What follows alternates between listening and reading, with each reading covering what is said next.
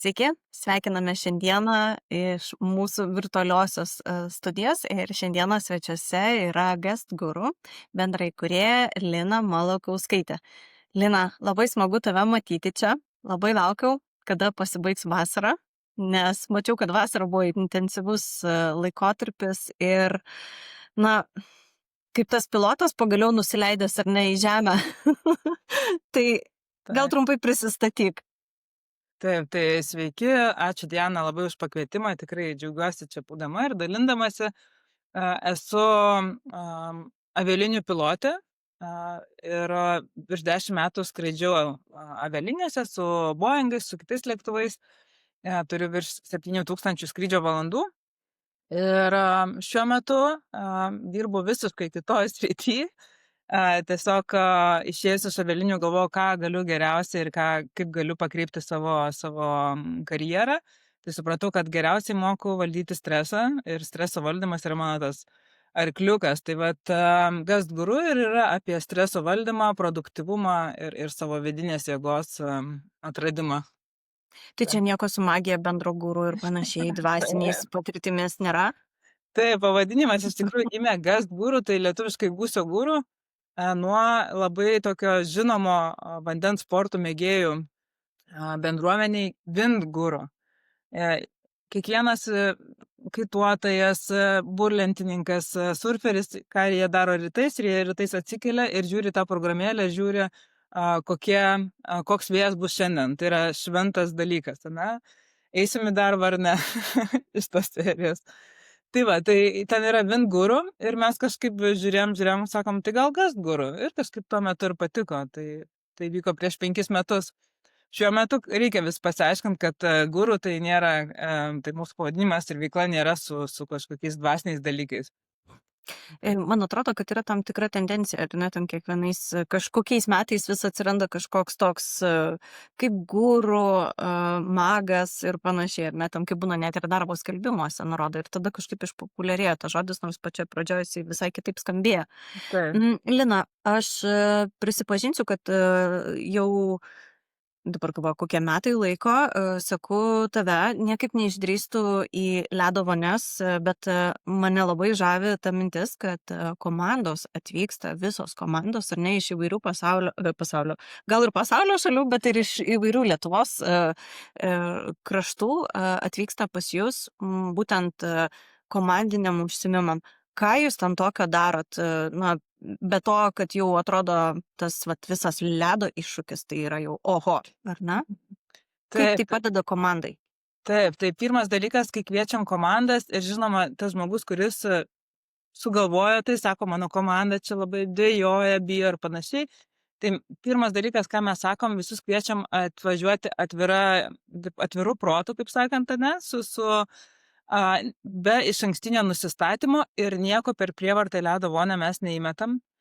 Ir turim tokią visą sistemą, kaip švelniu būdu, atliekant tam tikrus pratimus prieš tai, žinant teoriją, įsitikinant tą teoriją savo kūnu, mes sustiprėjam ir tada jau ledo vonia būna kaip egzaminas, bet kuri yra lengviausia dalis. Tai dažnai būna mūsų mokymuose jau visi klausia tie, kurie net ir bijojo, nu tai kada į tą ledo vonę. Tai mūsų toks priėjimas yra visai ne per ego, ne per tai, kad galiu, bėgam, negalvodami, šokam nuo skardžio, ne. Mano tikslas yra, kad pasitikim savo jėgomis, pasitikim komandą, žinom, kad išbūsim toj ledo vonioje tos 1,5 minutės ir visi išbūna. Ir tikrai ta transformacija, ta akimirka matosi ant veidų, kur įlipa, pajaučia šalčio šoką ir paskui tik savo kvėpavimu įveikia šalčio šoką ir kai sugeba atsipalaiduoti tokioj sunkioj aplinkoj, ne, ledinis vanduo, ledukai aplinkui, tada žmogus tiesiog akys atsiveria ir sako, vau, niekados negalvojau, kad aš taip galiu. Ir Kokios komanda, įmonės? ką gauna paskui, kad paskui bet kurios sunkios užduotis, sunkius laikai, kažkokia tai situacijų pokyčiai jų nebeišmuša iš vėžių. Arba išmuša, bet jau labai trumpam ir jie žino, kaip iškart vėl susifokusuoti. Tai yra labai stiprus toksai įrankis, kurį linkiu kiekvienai komandai atrasti. Lina, o kaip ir 5 metus pasikeitė požiūris tavo akimis į komandos formavimą? Taip, Nes pripažinkim, anksčiau būdavo kultūrinis toks ar ne dalykas, kad, nu, vat, išeiti, gal dar koks alkoholis būna, kad toks fun ar ne, kažką paveikti, kiti ten, pavyzdžiui, jeigu kolektyvas labiau moteriškas, ten patapyti, įvairių, ar ne, tų užsiėmimų, įvairių pasirinkimų, bet tokie, na, vieną kartą kažką padariau ir viskas. Ir kiek aš matau irgi grupėse, na, personalistai ieško idėjų, kaip ką padaryti kitaip, ką padaryti įdomiau, kad būtų išskirtiniau, nes jau tą bandėm, daug dalykų būna išbandytų. taip. Tai labai džiaugiuosi, kad tikrai visuomenė pati transformuojasi ir pradeda ieškoti tos vertės, kuri yra išliekamoji. Tai vat įmonės ir tą team buildingo savaitgalį ar dieną jie bando pasiimti kuo daugiau, kad tai liktų, kaip sakant, tai nebūtų tik vienadienė programa ir žiūri viską atviriau. Labai džiaugiuosi, kad per tuos 5 metus jau iš karto nebeatmeta tos idėjos apie ledo vonias, sakysim, kvėpavimą, net vėl sugrįžta kvėpavimo, sakysim, banga ta, nes prieš 5 metus irgi buvo daug kvėpavimo mokymų, bet jie tokie buvo labai paviršutiniški. Ir tiesiog jaučiu, kad dauguma ir nusivylė, sako, aš viską jau žinau apie kvėpavimą, bet dabar vėl grįžta susidomėjimas ir vėl smalsumas, kaip sakant, ir atvirumas ir sužino tikrai labai daug. Tai vat jie reikia ir pramogų, žinoma, reikia linksmumo, reikia kartu patirti ir gerų emocijų, bet labai svarbu yra ir žinios ir toks užbandymas. Aš kiek mačiau, kad jūs su visais savo, nežinau kaip vadinasi, indais keliaujat ar ne į įmonės ir pačiu tokių gražių vaizdų ir kur kas gali pritaikyti. Ar yra tai, kad kartą išbandė kaip vieną pramogą, po to kviečiasi ar ne ir reguliariai tai daro? Tai įvairiai iš tikrųjų būna. Pirma, kad mes taip darom, kas liečia ledo vonias ir seminarus, tai tikrai važiuojam ir prisitaikom prie erdvės, tai esam statę ant stogų, terasose, rūsiuose, tiesiog ateinam į tikrai labai tokių įdomių ir egzotiškų vietų netgi. Bet vėl komanda irgi pamato, kad galima ir šičia, ir toksai erdvės pokytis būna. Tai prisitaikom, o kitas dalykas, labai paskui girdžiu atsiliepimų, kad tęsia šalčio maudynės. Ir vėl tenai yra, ką mes suteikiam žinias, kaip tai atlikti taisyklingai, be fanatizmo, todėl būna, kad tam pačiam darbe susijungia grupelė ir jie paskui eina maudytis į karjerus ir panašiai. Arba paskui atvažiuoja ir pas mus prie jūros, nes irgi vaizdais būna sužavėti, kad prie jūros, kad pirtis ir panašiai toks. Visas ritualas. Taip. Tai ledo vonių mes kaip testinių nedarom, nes tokio poreikio nematau. Galim pakonsultuoti, kaip ją įsirengti ofise, nes šičia yra labai geras toksai dalykas ir labai geras produktyvumui ir efektyvumui, aštriam mąstymui. O ką mes darom testinį, tai kvėpavimas, kas tikrai labai labai gera investicija ir testiniai kvėpavimo, vat, ar sesijos, ar mokymai, susitikimai, jie duoda didžiausią naudą. Čia ypatingai komandoms, kurios turi daugiau streso, ar ne, išgyvena klientų aptarnavimas ir panašiai. Taip, tai aš esu tiek nustebus ir ne tai, kad nustebus, bet šių dienų tendencija, man atrodo, kad nėra stresas tik darbe, nuo darbo pobūdžio. Kadangi pas mus yra visas tas bendras fonas labai įtemptas, tai va tas bendras fonas kuria baimę, o baimė iškart surakina smegenis, ir mes negalim būti efektyvūs ir mąstyti. Todėl labai dažnai į darbą atsineša stresą jau žmogus, ar sakysim, dėl asmeninių pokyčių, ar dėl bendros politinės situacijos. Todėl šitie mokymai visiems reikalingi, ypač šiais laikais, stiprinti tą psichologinį atsparumą ir gebėjimą nurimti iškart čia ir dabar. Tai O čia dabar nežinau, į ką reikėtų mum apeliuoti, ar ne, nes Klaipėdoje tai Neptūno fanai, o Lietuvos Ryto ar Žalgirio ar ne fanai. Tai ar iš tikrųjų galima, kalbant apie komandas, tai kaip ir sportininkai žinau, kad naudoja įvairius tos metodus, ar tarkim mūsų sportininkai galėtų pagerinti savo rezultatus, panaudodami tos kvėpavimo ir ledo vonios metodus taikant. Taip, iš tikrųjų pasaulinės žvaigždės šiuo metu naudoja tiek pačiose varžybose, bet labai svarbu ir treniruotėse. Tai sakysim, rezultatai tikrai gerėja ir kiek matom tiek psichologinis atsparumas, bet tuo pačiu ir fizinė ištvermė gerėja. Nes mes treniruojam tokią sodų toleraciją, kad galėtų daryti daugiau ir kvėpuoti ramiau. Galiu duoti tokį pavyzdį.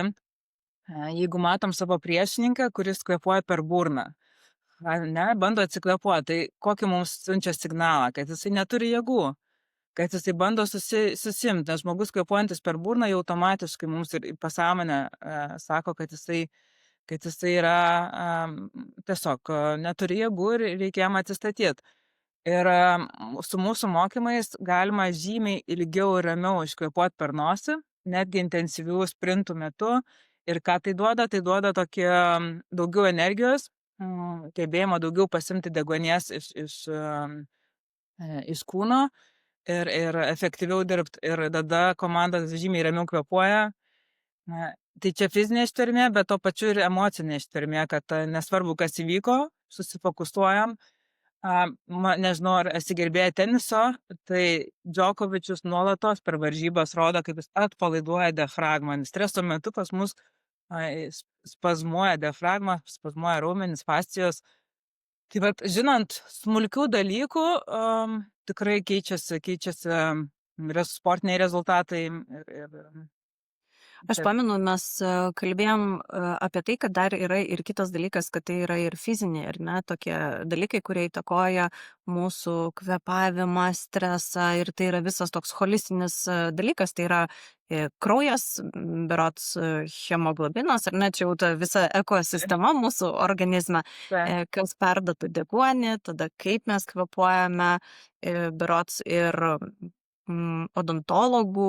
odontologinės tos ar ne priežastis, nežinau kaip čia sakandžio priežastis, nes vėl raumenynas įsitempia, kai mes patirime stresą, jeigu mes neatsipalaiduojame ir čia toks užburtas ratas gaunasi. Tai ką reikėtų, pavyzdžiui, žinoti, tarkim, ką galėtų kandidatas arba tas pats vadovas, ar ne, eidamas į pokalbį ir jeigu jaučia, kad kažkoks yra šiek tiek gal didesnis jauduliukas, ką galėtų padaryti, tarkim, pasiruošti prieš tą stresą, kad nusiraminti. Taip, tai pirmas dalykas, ką visiems rekomenduoju, tai jau ruoštis prieš patį susitikimą. Sakysim, jeigu žinai pratimą kažkokį kvėpavimo ir jį bandai daryti tik tai jau toj situacijai, dažnai tiek protas, tiek kūnas paveda. Ir jau tie pratimai kažkur išgaruoja, nebeveikia ir esu tikrai nekartą girdėjęs, sako Lina, tavo pratimas man nesuveikė, aš lipau ant scenos ir visiškai jaudinaus. O klausiau, sakau, o tu treniravaisi prieš paprastose situacijose? Sako, ne. Tai vat, ką aš atsinešu su savo mokymuose, tai žinias ir bagažą iš aviacijos. Jūs gal žinai, kad avialinijų pilotai 2 kartus per metus turi vien treniruoklio simuliatoriaus, kaip sakant, egzaminus, jie ten imituoja avarinės situacijas.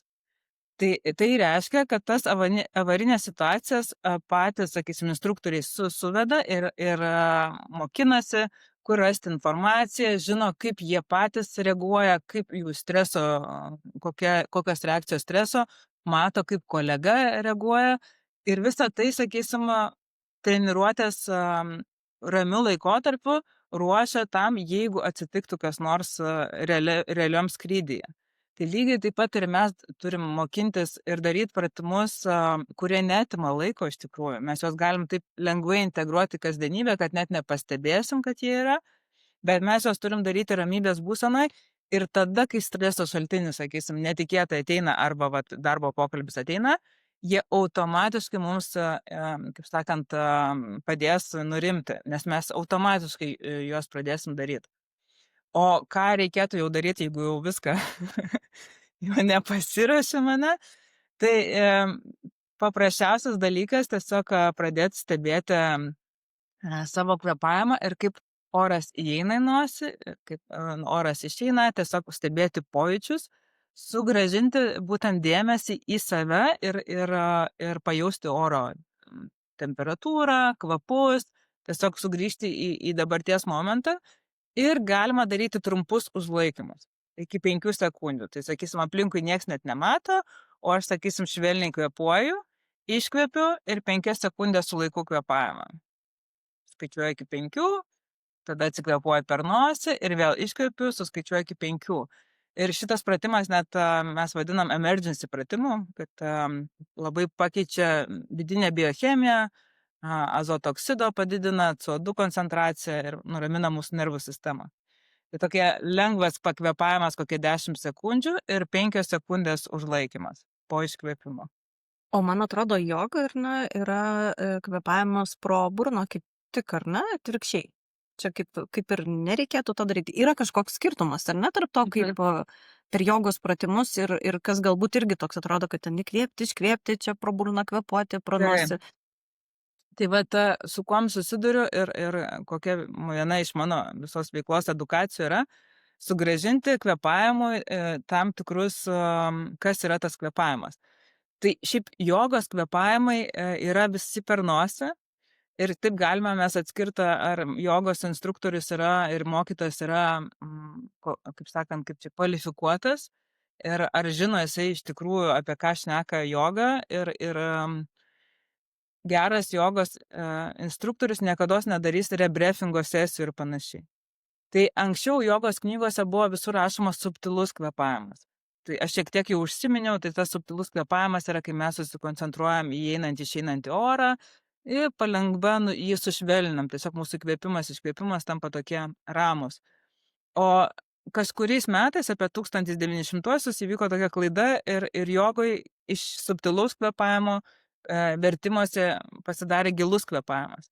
Ir tada nuėjo į tą kvėpavimą pilvu, kuris nėra taisyklingas. Mūsų taisyklingas kvėpavimas yra kvėpavimas šonkauliais. Pilvas turi būti atsipalaidavęs ir judėti švelniai. Tai vat turiu asmeninių klientų, kurie ateina su dideliais nerimo priepuoliais, išmokę jogoje kvėpuoti pilvu, nes jie naudoja pilvo raumenis ir pumpuoja, ne? Tai sukelia nerimą ir visą seka grandinę, kaip sakant, netaisyklingam kvėpavimui, fiziologijai ir panašiai. Tai jogai tikrai yra gerų pranajamų, jos yra tikrai geros, bet jo taisyklingas jogos kvėpavimas yra tik tai per nosį. Ir šių laikų kvėpavimai, aš galiu dar tokį įdomią smulkmeną pasakyti, kas nesitikė, kad tie kvėpavimai aktyvūs per burną, jie yra sukurti tik šiais laikais. Ir vienintelė gyva būtybė visom pasaulyje yra žmogus, kuris sugalvojo, kad jam reikia kvėpuoti dažniau negu reikia, nes visam pasaulyje yra, kuo lėčiau gyvūnas kvėpuoja, tuo jis ilgiau gyvena. O kitas dar dalykas, pavyzdžiui, toks holotropinis kvėpavimas gimė mokslininkui, kuris tyrinėjo LSD.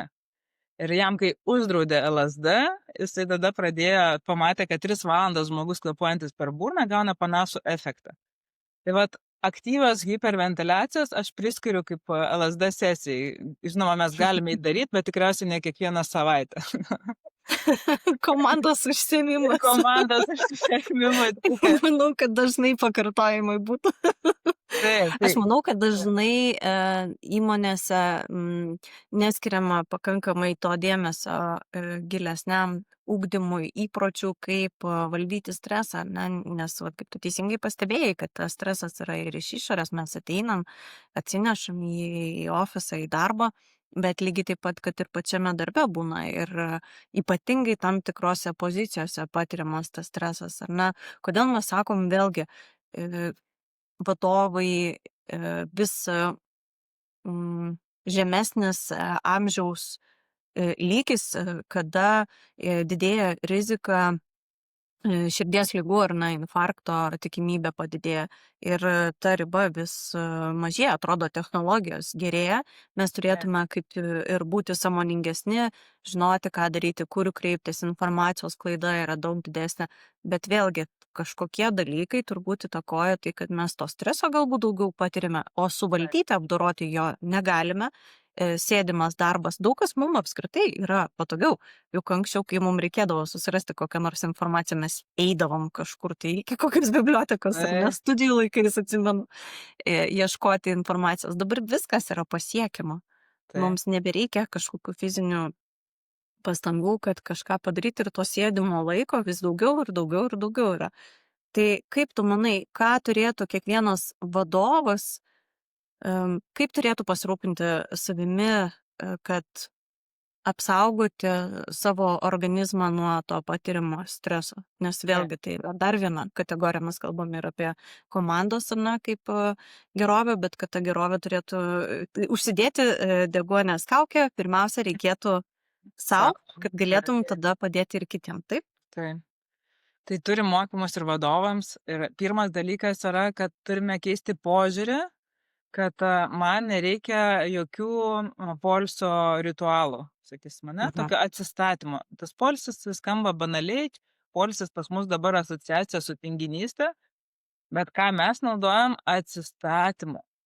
Tai anksčiau žmogus tikrai turėdavo jau integruotą kasdienybę tą atsistatymą, ne, tas ėjimas, kaip tu minėjai, į biblioteką, ėjimas į darbą, daug tokio mikrofizinių dalykų, lėtesnis informacijos srautas, taip pat turėjom tokius, sakysim, ritualus, jeigu bažnyčiai eiti sekmadieniais, senens, kur iš tikrųjų žmogus pirtis būdavo kartais savaitę, tai nesąmoningai žmogus apsivalydavo savo emocinį tokią krūvį.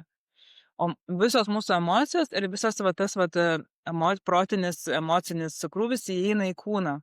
Ir kai jisai kaupęs, mes jo nevalom, jis tada sprogsta panikos atakom, širdies lygom ir panašiai, hiperventiliacija, ne, dažnų kvėpavimų ir visą laiką buvimų tokiam simpatiniai nervų sistemui.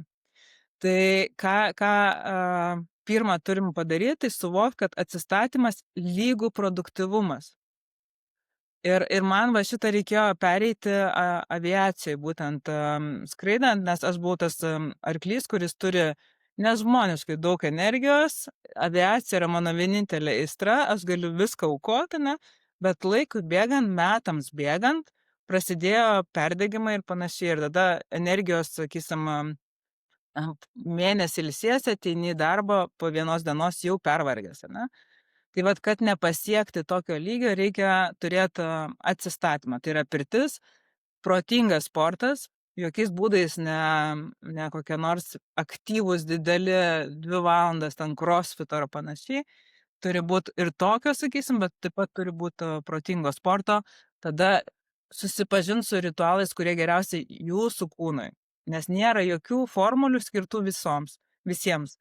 Turit pažiūrėt, kaip reaguoja į šaltą vandenį, kaip reaguojam į pirtį, kaip reaguojam į kitus dalykus. Pasivaikščiojimai gamtoje, tas pats koks golfo žaidimas, ane, jeigu per daug nenorim laimėti, panašiai. Turiu, kad mes valomės dantis kiekvieną dieną, netgi 2 kartus, ane. Tai mes lygiai taip pat turime skirti savo mentaliam atsistatymui ir emociniam atsistatymui. Ir tada suvaldyt, žmogus turi susidraugauti su savo kūnu, su savo kvėpavimu, žinot, koks procesas dabar vyksta, nusimti tą tokį, kad lekiam, darom maksimaliai, pailsėsim senatvėje, ne? Čia yra jau toksai vakarykštis pasakymas. Mes dabar turim kaip tik atsistatyti ir tada optimaliai veikti.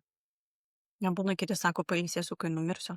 Taip. Kaip žiūri, tai skamba, ar ne, toks atrodo, tas senas iš senų laikų tas pasakymas, kad per tą sunkų darbą arti ir taip toliau, bet dabar keičiasi požiūris ir daugiau tas, kad dirbti išmaniai, protingai ir neperdegti, nes, na, kaip sako, nuvarytus arklius Taip, atsisveikiname. taip, tai Kaip tikrai. žmogui, Taip. kaip atpažinti žmogui, kad jis artėja prie perdegimo, kai dar galbūt nėra pasiekęs ar ne tos ribos. Tu tokį dalyką paminėjai apie perdegimą ir visai nesenai teko girdėti tokį klausimą, pavyzdžiui, ar apskritai Lietuvoje perdegimas yra traktuojamas kaip liga, tarkim, kiek girdėjau, Švedijoj tai net ir yra, ar ne, kad galima pasimti berods pusės metų ar metų laiko, net ir tokią karjeros pertrauką valstybė padeda ir tai yra įtraukta į medicinos lygų sąrašą.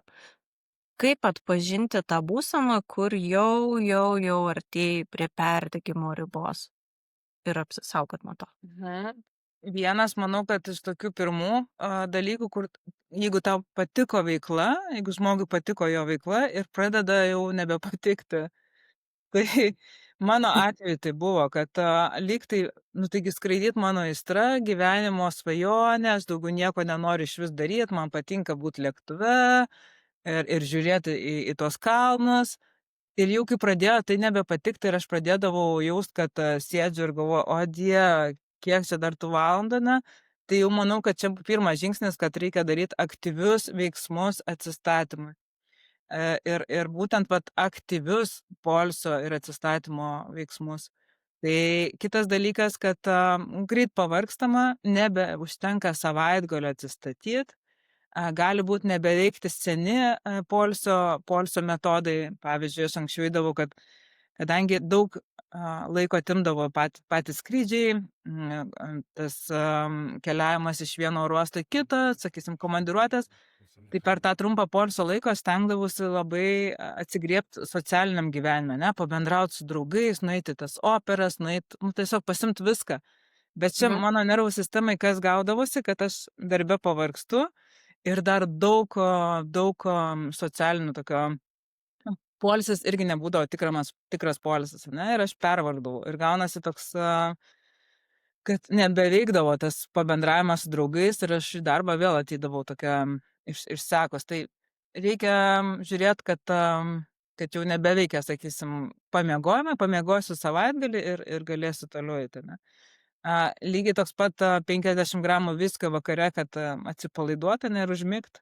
Ir ryte atsikelia žmogus su dar didesniu nuovargiu, irgi jau nebeveikia, ne. Tai Mm. turim pradėt keist įpročius ir aš manau, kad Sąmoningai. apskritai tai tokie pagrindiniai dalykai. Mhm. O pavyzdžiui, na, tarkim, kad pasiruošti ar ne į darbą, koks yra tavo vat, ritualas? Galbūt tavo diena nėra ta, ar ne, nuo 9 iki 5, Mhm. bet ką tu darai ryte, kad, pavyzdžiui, atsibusti ir būti žvalė ir įeiti į tas visas veiklas, kuo tu užsiimi? Mhm. Šaltas dušas? Šaltas dušas, gyvenam prie jūros, tai šalta jūra, bet Dabar iššūkis, ar ne? ne visada iš tikrųjų. Irgi, vat, aš jaučiu, kada man reikia to šalto vandens, tikrai jo nereikia kiekvieną dieną. Jeigu, sakysim, būnu mentaliai pervargus, šaltas dušas ar jūra iš manęs atima dar daugiau energijos, ir aš visą dieną esu nedarbinga. Tai vat, ką reikia išmokti, žiūrėt, kur esi dabar ir vat, ką naudoti. Tai, sakysim, žinoma, visokios mankštos, pasivaikščiojimas miške, šuniuko pavedžiojimas, rašymas, tiesiog išrašymas, tikslų susirašymas, darbų susirašymas, tokie pabuvimas savo. Šilto vandens gerimas, žinoma, visi papildai, tai toks, man kas patinka, man patinka tas lėtas rytas ir toks ramus laikas. Ir Mhm. buvo laikas, kai mes, nu, ir buvau tiesiog išsimušus ir anksti ryte negalėdavau keltis, nu, tiesiog toks gyvenimo etapas. Tai jaučiau, kad energijos lygis žymiai mažesnis. Tai vat aš esu vis dėlto ryto žmogus, kai nueinu anksčiau miegot ir galiu atsikelt 5-6, tai man yra pats tas ir aš tada tiesiog jau atsikeliu su energija. Tai Taip. galiu pamatyt, kai saulė kyla, man yra pats gražiausias dalykas. Dar gyvenant prie jūros, ar ne, ten atsidurti prie jūros, kur saulė leidžiasi. Ir Vakare. saulė leidžia, bet, žinok, magiškas laikas yra, kai saulė kyla, nes jūra yra tokia labai švelni Mhm. ir ką mes turim tikrai Klaipėdoje ir prie jūros, tai tą erdvę. Aš susilaukiu tiek daug žmonių komentarų, kad sako, gyvenu miške ir visada esu uždaryta, mieste mes esam irgi uždaryti, Tai kas Mhm. gerai gyvenančiam pajūry, kad tu gali išeiti vakare, ar kada turi laisvo laiko savaitgaliais ir pasižiūrėti tą tokią Erdvę. tolį, erdvę ir tai labai ramina iš tikrųjų ir irgi atstato jėgas. Aš Mhm. esu bandžiusi tokią Human Design programą. Tai Taip. nežinau, ar teko girdėti ir gal bandyti? Taip, Teko? taip. Teko, Tai taip. Manifestor? Ne, aš nesu generatorius, iš tikrųjų. Aš Mhm. veikiu kaip generatorius, bet čia dar reikia padirbėt, aš esu projektorius iš tikrųjų. Projektorius, geras, Taip, aš manifestorius. taip, tai taip. Tai pagal tą metodiką yra irgi labai įdomu, kad gali būti ne tipažas vienas, bet ten yra tam tikri skaičiukai, kurie parodo, kur žmogus jaučiasi geriau, ar kaip tik va, kaip tas urvas, ar atviros erdvės, ar kaip tik reikėtų vengti, kad pailsėti. Ar ne? Mhm. Tai įdomu, kad kiekvienas žmogus turėtų kaip ir intuityviai, bet kartais gal prarandam, ar ne, per kasdienybę, per rutiną tam tikrus paprastus dalykus, į kuriuos galėtume grįžti tam, kad pasiruošti, pasirūpinti savimi tiek kaip vadovai, tiek kaip komandos nariai, tiek kaip ir galų gale šeimos ar ne, em, nariai, bet pirmiausia tą užsidėti kaukę savo ir tam nereikia kažkokių labai labai sudėtingų, prabangių dalykų. Galima įsivesti ir grįžti prie tos rutinos, kad sėkmingai tą dieną pradėti, o grįžtant prie to komandos formavimo, kad tai taptų įpročiais ir būtų efektyviau, produktyviau dirbama ar ne, ir visų pirma vėlgi taip pat, kad išvengti perdegimo. Nes kaip tu manai, vat, ar, pavyzdžiui, komandoje, ar priklauso nuo to, koks yra komandos dinamika ir perdegimas? Tai labai Kultūra? priklauso. Taip, Taip. iš tikrųjų žmogus, jeigu ateina į darbą perdegęs, jau yra irgi ne vienas tyrimas darytas, kad jisai užkrečia savo tokiu sunkumu ir negatyvia atmosfera aplinkinius. Ir darbas, produktyvumas žymiai krenta. Ir žymiai yra netgi naudingiau, tie terminai nauji dabar yra absenteizmas ir prezenteizmas, kad kai žmogus neateina į darbą perdegęs, jisai kompanija yra žymiai efektyviau, negu jis ateina į darbą perdegęs. Ir tai kainuoja ten apie 2-3 kartus daugiau, nes jisai nedirba produktyviai ir jo darbą geriau kiti padarytų. Tai labai svarbu stebėti kompanijai, kokia yra žmonių būsena ir kokioj emociniai būsenoj jie ateina. Ir žinot, kad tas tikrai atsistatymas nevyksta per vieną dieną, sakysim. Ir man va tos žinios, ką aš dabar žinau, būtų labai padėję iš tikrųjų aviacijai. Nes vis galvodavau, tai pailsėsiu ir viskas, ir toliau keliausim. Tai ir tie pokyčiai visi galvoja, kad nu va dabar jau, jeigu jau noriu gyvent, sakysim, va, taip pat kaip reikėtų, kad nebūčiau pervaręs, tai jau man reikės čia pereiti į vegetarizmą, man čia reikės medituoti 2 valandas per dieną, nu jau čia man reikės sportuoti, nu iškart užsikrauna tokį, kad ką reikės daryti. Iš tikrųjų taip nėra. At kas yra labai smagu, mini pokyčiai, kaip jūs einate iki kavos aparato. Jūs galite padaryti tam tikrus kvėpavimo pratimus, pajausti savo kūną, turit ofise laiptus, lipat laiptais, padaro tam tikrus pratimus. Turėjau atsiliepimą labai iš Ikėjos vadovės. Sako, aš anksčiau, Lina, sako, statydavau mašiną prie pat įėjimo ir iškart į darbą. Sako, dabar aš pastatau toliausiai aikštelį ir praeidama visą aikštelę, aš, sako, padarau visą tavo rutiną ir mano diena, sako, maksimaliai yra produktyvi, aš, sako, tokia pasikrovus, dar dienos bėgėje taip pat paseka šiek tiek tam tikrų dalykų, bet tie pokyčiai yra, kaip tu minėjai, maži ir jie natūralūs ir iš tikrųjų jie net nieko nekainuoja, kai tu juos jau žinai ir esi įvaldęs. Tai taip. Mhm. Aš iš tikrųjų jau link pabaigos einant, norėčiau dar tokio vieno patarimo paklausti. Kartais įmonė sako, o vat kaip motyvuoti tuos, kurie turi žalingų įpročių, pavyzdžiui, rūko. Esu girdėjus, nebeatsimenu, kas čia apie burbulus, ar ne, kad va pūsti burbulus, ten kvėpavimas įsijungia. Tai gal tu turi kokių patarimų, kaip komandoje pagerinti ir padėti komandai, tiems, kurie nori atsikratyti žalingų įpročių, tai padaryti efektyviai, Be burbulų pūtimo. Muilo burbulų. Tai manau, kad labai gerai čia paminėjai, kad nori atsikratyti, nes tie, kurie nenori, tai su jais tikrai ne.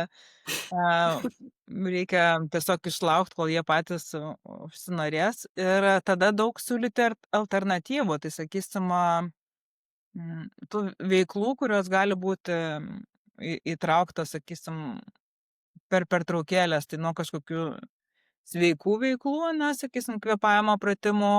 Dabar yra visokiausių gi meditacijų, neurovizoriai, kurie su šviesa nuramina smegenis, ane. Yra tie poilsio visokios oazės, kur galima pamiegot. Net power napas iš tikrųjų net pilotų kabinoje yra oficialiai priimtas ir galima. Ir žmogus, kaip sakant, kada, čia grįžtant šiek tiek prie aviacijos, kaip yra geriau, ar du pervargę pilotai, ar vienas pilotas pailsėjęs, o kitas miegantis. Tai žymiai mažiau klaidų yra daroma, kai vienas panetina, ne, 15 minučių ir tada atsistato pilnai ir tada abudu yra produktyvus, negu du pervargę ir stengiasi visiškai laikytis, ne. Tai vat ofisai irgi turėtų sveikų alternatyvų ir taip pat galima daryti tas alternatyvas su tokiais veiklom aktyviom, ne, tai krepšinis, stalo žaidimai ir panašiai. Kompiuteriniai galbūt tie patys žaidimai dar tai tiesiog įvesti kažkokį bendrą turėt challenge'us, lygiai taip pat su kvėpavimais mes duodam tam tikrų challenge'ų, ne, kad turėtų kas sekti ir galėtų žiūrėti ir nes visiems patinka žaidimai, bet tada tokia įsitraukia visi. Taip.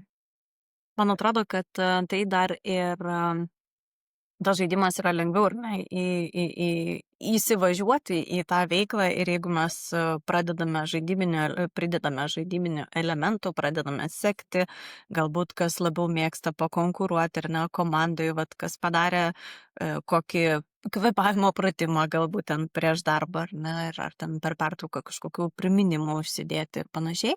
Ir tą praktiką įgyvendinti, nes kartais būna, kad iš tikrųjų, jeigu mes tik tai vieną kartą pasidarom kažkokius mokymus, vieną kartą kažkokią praktiką, visi kartu smagiai praleidžiam laiką, tai tuo ir lieka. Bet jeigu mes galime tai pritaikyti, kad tai taptų kažkokiu įpročiu, priminimu, bent vieną mažą dalyką, ar ne, kad mes, pavyzdžiui, sėdim automobilyje ir mes sekame savo kvėpavimą, kad nekvėpuojame išsižioję ir tas kvėpavimas, jisai ilgainiui tampa, na, kaip čia, normalus, ar ne? Taip. Sureguliuotas ir tokiu atveju tai ir komandai lygiai tas pats apie tos įpročius, kad įvedu žaidybinius elementus, bet pasiskiršius ir tai, kad kažkas yra atsakingas, kad vieni kitiem tą atsakomybę turim, pasidalinam, kad gal galima čia tą, pridėti ar nepadarykim, ar bandyjai, man tas padėjo pasidalinimas. Tai jisai sukuria tą ir komandinę dvasią ir kartais darbo pokalbiuose kandidatai pasako, kad aš norėčiau pereiti į įmonę, kuri rūpinasi savo darbuotojais, nes, jeigu tai palyginsime, tai visur yra atlyginimas, visur yra numatytos taisyklės, kažkokie tokie bonusai, ar ne, kur yra standartas. Bet tos įmonės, kurios nuoširdžiai rūpinasi darbuotojais, joms yra lengviau sukurti tą reikalingumo jausmą organizacijai ir tai, kad darbuotojas nuoširdžiai rūpi organizacijai. Ne tai, kad atėjau, atidirbau ir išėjau ir tiesiog kaip įrankis, ar ne? Būna kartais ir žmonės ieško to, kad aš noriu ateiti, atidirbti ir išeiti. Ir po to savo laisvų laikų, ką aš ten veikiu, mano asmeninis reikalas yra. Tai čia vėlgi galbūt yra požiūrio klausimas, bet aš manau, kad einant to sąmoningumo keliu, organizacijos ilgalaikiai perspektyvai, kurios investuoja, ieško tų būdų ir kelia organizacijos lygmenio sąmoningumą, laimi prieš tas, kurios to nedaro, nes grįžtam prie šaknų. Taip, tai labai teisingai įvardinai ir tikrai, jeigu reikia rengtis kolektyvą, tai visada renkėjusi ten, kur esi palaikomas, kur yra gera ateiti. Ir pavyzdžiui, toks dalykas, kaip kas šnekėjausi su olimpiečių širdies gydytoju. Ne? Ir ką jisai sakė, sako, dabartinis žmogus nuolatos sėdi tas sėdimas darbas yra tas naujas rūkymas, ane. Tai ką žmogus bando daryt, dažniausiai atsigriebt, paskui treniruotė, maksimali treniruotė, eina į kikboksą ir ten bando nusiraut, ane, sakysim, Mhm. kikboksas, crossfitas, kad nors tokio aktyvaus. Iš tikrųjų, tai dar daugiau kenkia tai širdžiai ir apskritai nervų sistemai, o žymiai naudingiau yra dienos metu turėt komandoj, pavyzdžiui, tokius, kas 2 valandas padarom po 10 pritūpimų. Tie vadinami sporto snekai, sporto užkandžiai, kurie yra žymiai, sveikesni, negu, sakysim, toksai vienas kažkoks, viena didelė sunki treniruotė. A, ir po tų, pavyzdžiui, sporto užkandžių vakarinė treniruotė, rytinė, jinai vėl kitaip širdžiai jausis, ane. Svarbu pajaust dinamiką ir sukurt tokią atmosferą, kad žmogus, kuris kolega tavo daro pritūpimus, jis nežiūrėtum keistai, ane, visi ir smerktų, nu šitas tai vat vėl savo tuo sportu užsiema, nes esu girdėjus ir tokį dalyką, ne, kad sveikai gyvenantis žmogus, stengiantis, kuris jis yra toksai biškį, nu, smerkiamas, nes žymiai lengviau yra valgyt čipsus, gert daug kavos ir savaitgaliais nusiraut. Tai va, tai Mm. sukurt tokią atmosferą, kur sveikas žmogus yra prioritetas ir tada manau, kad darbingumas, efektyvumas, net nemanau, o žinau, kad ir moksliniai tyrimai rodo, kad didėja 100% iš tikrųjų. Tada, kai jeigu komanda moka įeiti į flow būseną, tėkmės būseną drauge, tai jų ten išvis yra nesustabdoma komanda. Lina, o tarkim, nu, bet dabar klauso personalo vadovai, vadovės ar ne ir sako, nu tai ką man dabar reikia daryti, pas mane galbūt ten iš 10 vienas, du, kurie nori ir jiems įdomu kvėpavimas, o kitiem, nu, paklausys, pažiūrės ir, na, ir nedarys. Tai kaip įvesti tą va, tradiciją tokią, na, kad va, susidėliot, kaip tu sakai, kad būtų tie sporto snekai arba sąmoningumas, kaip užkrėsti tuo virusų, kad norėtų rūpintis savimi pats žmogus, Taip, kaip tai padaryti gerąją tradiciją. taip.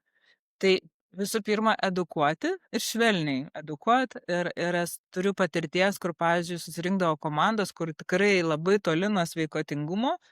Tiesiog ateidavo, matosi, kad žmogus, kad jisai gyvena, nu, ne kaip draugas savo kūnui. Ir mano, vat, pavyzdžiui, paskaita ir žinios labai pakeisdavo požiūrį į save. Sakysim, mes einam, sakau, ne tik tai, kad padarom pratimą ir viskas, bet aš viską paaiškinu fiziologiškai. Ir kai tada žmogus supranta, kodėl jam nereikia naktį miegoti išsižiojus, o kodėl, sakysim, nekvėpuojam pilvu, nereikia kvėpuoti ant pilvų visą laiką. Kitus mini dalykus, kodėl jam tai kenkia, sakysim, kodėl judesio nėra. Nejudam, nesigamina azoto oksidas, ane, visam kūne, tai susitraukia kraujagyslės. Manau, kad žinios yra papildoma motyvacija ir laikui bėgant, sakysim, labai kantriai, darant, po truputį pasikeičia požiūris ir žmogus žiūri, kad lyg niekas nevyko, bet žiūri, kad jau sveikiau gyvena ir jau tos pritūpimus gal daro netgi, ne?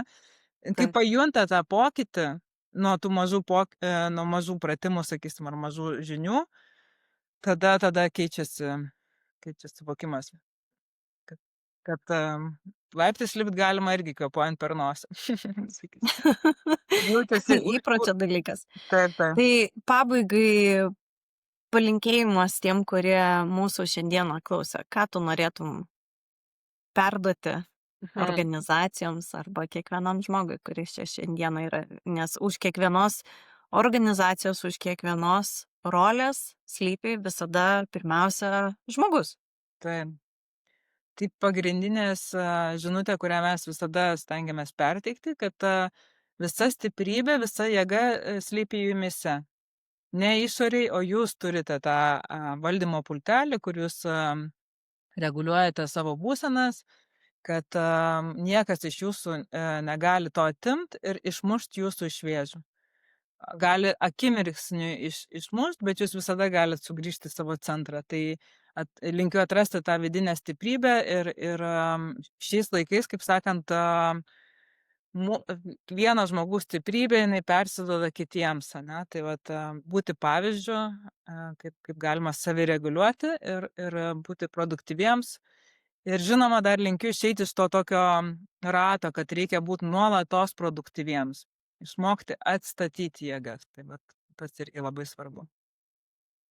Ačiū, Lina, tau už pokalbį ir pasidalinimą. Tikiu, kad tai, ką šiandieną tu pasidalinai ir papasakai, pritaikys kiekvienas bent kažkiek savo, ar ne, kad būtų įkvėpimas imtis to žingsnio dėl savęs. Ir kartais, jeigu reikia, užsidėti tą kaukę savo. Taip, taip. Tai ačiū Diana ir ačiū visiems ir tikiu, kad susitiksime ateityje. Viso. Iki. Iki.